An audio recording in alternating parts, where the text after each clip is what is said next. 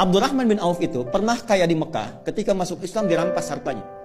Sengaja tidak dieksekusi oleh orang kafir Quraisy untuk menunjukkan kepada khalayak yang bangsawan yang kaya lagi, jangan ikuti nih. Kalau diikuti jadi begini. Dirampas hartanya, diberikan pilihan. Kalau engkau tinggal di Mekah, tidak hijrah ke Madinah, ke Yathrib, kami berikan semua hartamu lagi, kami angkat jadi orang hartawan yang paling tinggi statusnya, dan kami muliakan semuanya. Tapi kalau engkau memilih hijrah, kami rampas semua hartamu, silahkan pergi, jangan bawa apapun, kecuali pakaian yang melekat di badan. Sengaja nggak dieksekusi. Beliau memilih berangkat untuk hijrah. Yang jadi persoalan, itu istrinya, keluarganya. Mau ikut suami, bawa pakaian, silahkan pergi. Belum tentu selamat, 400 kilo. Tapi kalau engkau tinggal di sini, kami berikan semua harta suamimu, dan silahkan pilih pemuda paling tampan yang mau dinikahi, kami fasilitasi. Sebentar ya Pak ya. Kalau ibu dalam posisi istrinya Abdurrahman bin Auf, pilih mana? Ikut suami kehilangan semua harta, atau tinggal di Mekah, dapat limpahan semua harta suami, bisa pilih pemuda paling tampan yang mungkin ibu ingin dapatkan. Anggap rekaman ini tidak akan disebarkan kepada suami masing-masing. Pertanyaan saya, ikut suami atau tinggal di Mekah? Ikut suami. Oke. Bolehlah. Maaf, ternyata istri beliau tidak ikut suaminya, tinggal di Mekah pada saat itu. Ini tahapan penghuni surga Firdaus itu levelnya saling bertahap. Allah tidak akan mungkin memberikan kemampuan maksimal di sini kalau kita belum melewati yang ini dengan optimal. Maka apa yang terjadi? Beliau hijrah, dan sebelum hijrah itu sudah mendapatkan pendidikan sholat khusyuk dari Nabi. Inilah nanti yang bisa kita jadikan sebagai panduan bagaimana belajar sholat khusyuk. Dilatih oleh Nabi 3 hal. 1, gerakannya dari takbir sampai salam. 2, bacaannya, apa yang mengiringi gerakan itu. Yang 3, hikmahnya.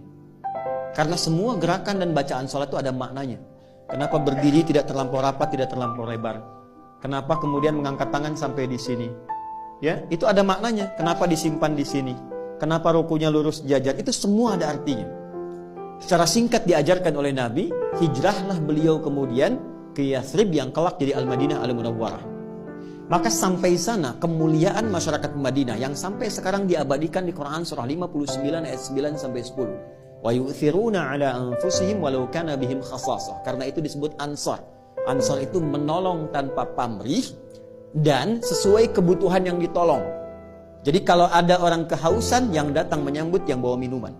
Orang lapar, yang datang menyambut yang bawa makanan. Abdurrahman bin Auf pernah kaya, jatuh fakir, yang menyambutnya orang paling kaya di Madinah. Pilihannya 2. Perhatikan baik-baik. Akhil karim, bahasa kita, saudaraku yang mulia. Sami'tu annaka kunta ghaniya. Saya dengar Anda pernah kaya sebelum kesini. Kalau ingin kaya lagi, ambil setengah harta saya. Dan saya dengar Anda ditinggalkan istri Anda di Mekah. Pilih perempuan paling cantik di Madinah. Sekalipun bagian dari keluarga saya akan fasilitasi pernikahan. Gantian ya Bu ya. Gantian. Kalau Bapak di situasi itu, suruh milih. Ambil setengah harta saya, pilih perempuan paling cantik, sekalipun itu bagian dari keluargaku, aku fasilitasi pernikahannya. Anda terima atau tidak ditolak sama sekali? Saya paham Bu pilihannya, karena itu percuma saya tawarkan ditolak. Ya, enggak, orang paling kaya ini bicara demikian karena paham orang yang sudah terbiasa dengan keadaan tidak mudah menyesuaikannya. Beliau kira Abdurrahman bin Auf itu seperti itu. Kan di fisika juga begitu kan? Ya, gaya itu kan F1 sama dengan F2, gitu kan? Kalau naik hartanya banyak, naiknya kan turunnya beda. Kalau sedikit naik angkot turun tawadu, sedekah, gitu kan? Ya, yang repot kan hukum Pascalnya.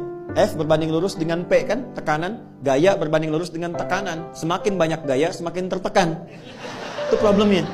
Nah, dia melihat Abdurrahman bin Auf ini barangkali sudah di level tinggi, gayanya tinggi. Jadi tekanan. Dia lupa bahwa beliau sudah diajarkan cara sholat yang benar. Itu cuma dipraktekkan, berdiri begini. Ini ada maknanya. Apa jawaban Abdurrahman bin Auf? Jazakallahu khaira arini ainal aswaq. Semoga Allah memuliakan dan memberikan Anda pahala. Cukup tunjukkan kepadaku di mana pusat bisnisnya. Berdiri. Kalau masih mampu menegakkan diri kita, jangan gantungkan kehidupan pada orang lain. Oke? Cuma 2 tahun.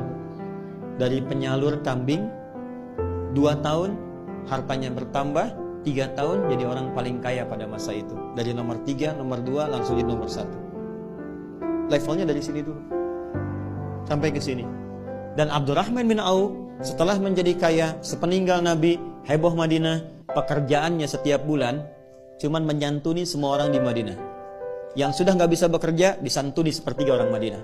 Yang belum punya pekerjaan sepertiga dimodali oleh beliau. Yang sudah ada diinfaki oleh beliau. Jadi sekampung Madinah, sekota pada saat itu mendapatkan bagian dari hartanya Abdurrahman bin Auf. Jadi cari kerjanya tuh untuk amal. Apakah berkurang hartanya? Tidak, malah makin kaya. Malah makin kaya. Ada riwayat yang memang perlu diverifikasi tapi diduga benar. Bahwa ketika heboh datang hartanya Abdurrahman bin Auf dengan banyaknya unta. Banyak unta dalamnya ada mutiara, emas, macam-macam dan sebagainya. Kata Sayyidah Aisyah, aku mendengar hisabnya Abdurrahman bin Auf itu tidak mudah, saking banyaknya. Maka beliau katakan, semua yang ada sekarang, yang datang, aku sedekahkan untuk kepentingan umat Islam. Semua. Kalau ada 600 truk isinya emas, perak, mutiara, berlian dan sebagainya, diberikan kalimat ringan begitu semua disedekahkan. Dan beliau kan termasuk yang dimuliakan ke surga dengan cepat. Kebangetan kayanya dan cepat banget masuk surganya.